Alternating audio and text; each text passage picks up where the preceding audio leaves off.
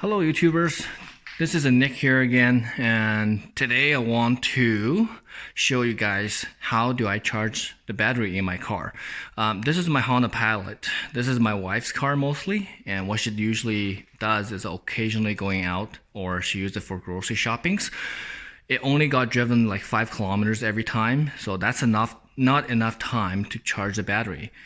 Because in order to charge a battery, you have to keep the car driving on a higher speed, like 2000 RPM. If you're just doing idling, it's not enough power output from your alternator to charge your battery. Here is where my battery is living at. You can see that. So a lot of people think, oh, if I don't I leave the car there, then the battery won't die. But the thing is that it takes the car actually drains the battery itself. You have to keep the memory in your like a radio settings. In order to keep all the memory of your favorite radio stations, you have to drain some battery there, drain some power, and also you have an anti-theft system, which is also going to consume some power out of your battery. So over time, the battery is going to slowly get drained, and if your battery is drained completely, you would have an issue to start a vehicle. And I need to show you guys how to define how much battery left or how much power left in your battery. Let's show you that. Okay, in order to test your battery, how much is power left in the battery, you need to have a multimeter. Right now I got setting for, well, anywhere you can do a direct current on a voltage testing. Like right now I'm just on the 12 volts. And let me turn on LCD display. And then you put your pulse, the red one is the positive, the black one is the negative wire. Where's my probe? So right now I just came back from after driving a little bit. So I just keep my probe on that. Come on. And where's my reading at? Sorry, bear with me please. Get my positive on there. It's a little hard to shooting the video and doing this probe type at the same time, because those are not the most user-friendly items to use. But you got what I'm trying to do, right? If you are just using 2 hands, then I got my other one probing there. And where's my LCD? So right now it shows a 12.35. When the battery is fully charged, you should be more than 12.6 volts. And if it's 12.4 volts, that's 75% charge. 12.2 volts will be 50% charge. But there's a catch there. I just came back because there must be some surface charge. Because when the alternator was working, you'll get your battery charged a little bit. It's not a real number. What you want to do is, you don't need to start your car. You just need to get it on, turn on your headlight. Maybe if you want, you can just flip to a high beam. I don't know if you can see it, it was high beam now. Okay, then I just turn the lights off, shut the car down again. Let's see what's the battery voltage at this moment, because I'm sure it's gonna drop a little bit. Okay, let's find my negative probe here. Okay, so after we turn on the headlight and turn the car off again, it removes some of the surface charge, so you can see the voltage actually dropped a tiny bit. It's only 12.27 left. This is more likely reflecting the real amount of power left in your battery. So now we know this is probably have 50% ish power left in your battery. Like this morning when I started the car, I'm sure the battery was less than that, so I feel like have a little bit of difficulty to start. I know it still started the car, but it was not an easy, like a quick and fast start. So I start to suspect that my battery started running a bit low. So what am I going to do is charge the battery. And since we live in Canada, we also use the Canadian Tire product here. Sorry, this is not sponsored. This is the one I bought maybe 7 years ago. I only use it maybe 2-3 times. And you can just pick up one of those in Canadian Tire very easily. This one I had here was motor mast. So this one has capacity between 2 amps, 12 amps, and 75 amps. 75 amps is when you want to boost the vehicle. So you don't need a booster pack. This thing can actually convert your AC current from the wall plug into a booster pack. And if you want to just charge the battery, go to the middle setting. So the top, the 75, 12, and 2, that's the high side, which is on the right. That's for boosting. Into the middle, that's the 12 amp, which is the normal charge. I'm going to show you what's the voltage going into the battery when it's doing the normal charge. And the 2 amp is just for maintain the battery. When you have a battery you want to store at home, like you want to use anytime you want it, but you don't want a battery to self-discharge, this is where you want to be, like a 2 amp. It's also called the trickle charging system.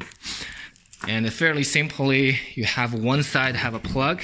You just plug that on to the wall. And the other side, I have where is my 2 plug? Here is the positive and negative. So just going to connect your positive to your positive terminal there. Okay. And got my negative onto my, where is it? So let's get better. Positive, negative. Okay.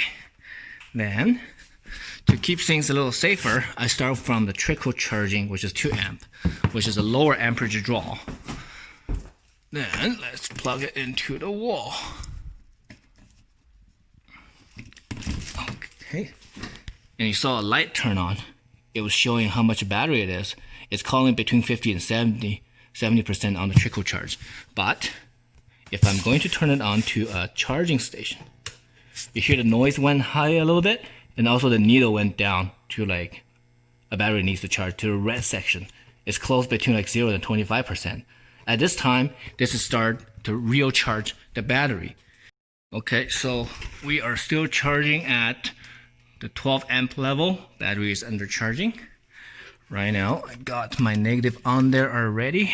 Trying to put my probe onto the positive side. And 13.6, come on, 13.61 ish of the voltage output. That's the voltage is going to charge the battery. And when the car is running, the alternator normal output is between 13.5 to 15 volts. So that is actually the lower end of the output of the alternator, which is a very safe charging rate. So that's not going to causing any damage to our battery in that kind of voltage.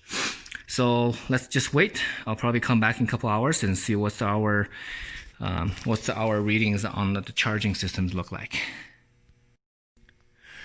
While the battery is charging, I want to let you guys listen to, there's a very little noise around your battery. Like, I don't know if you can hear it.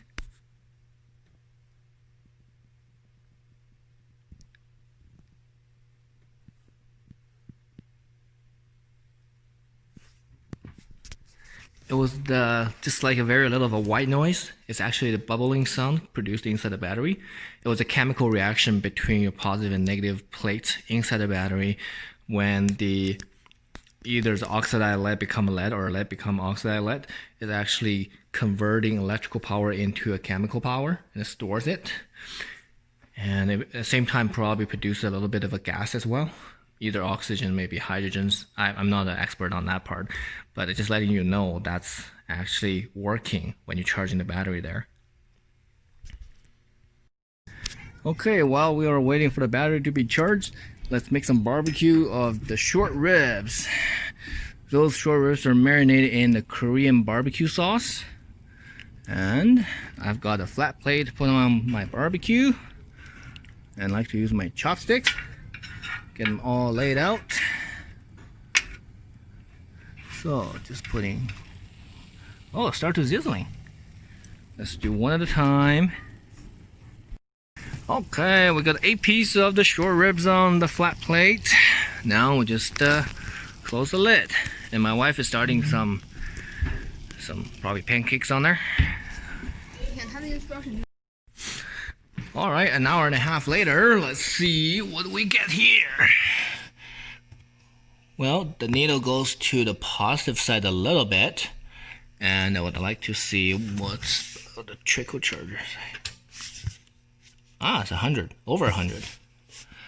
I'm just curious, so how about let's do a voltage test. Okay, I'll set up for a voltage test. Again, you need to take away the surface charge. Let's get in the car.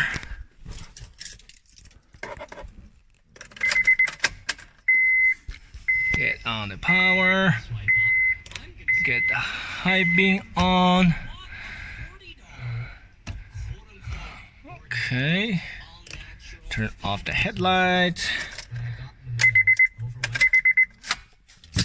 Alright, let's see what the voltages look like right now. Again, like I said, when it's full, the battery is supposed to produce 12.6 volts. And let me put my probes around the thing. Okay, let's find out what's the voltage on my battery. Come on, baby. Got my negative.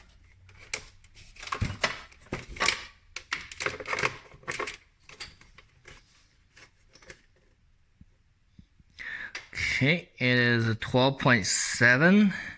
So it still have a little bit of a surface charge left on the battery, but it looks like it's 100% charged already. So let's recap this thing. If you're just leaving your car driving short distance every day, like you're only driving 5 kilometers every time, it's not enough to charge the battery, because the alternator is only designed to provide the electrical demand from the operation of the vehicle, and battery is for buffing the fluctuation of the output, and it stores enough battery for power for starting the vehicle.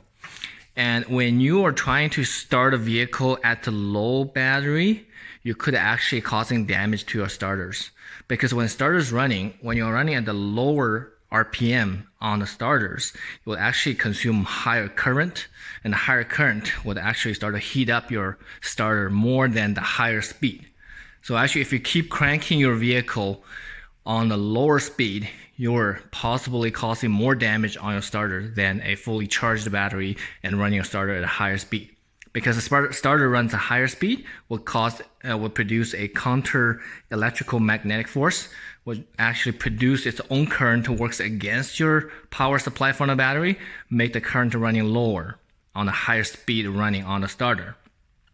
So that's one thing you don't want to get your battery low.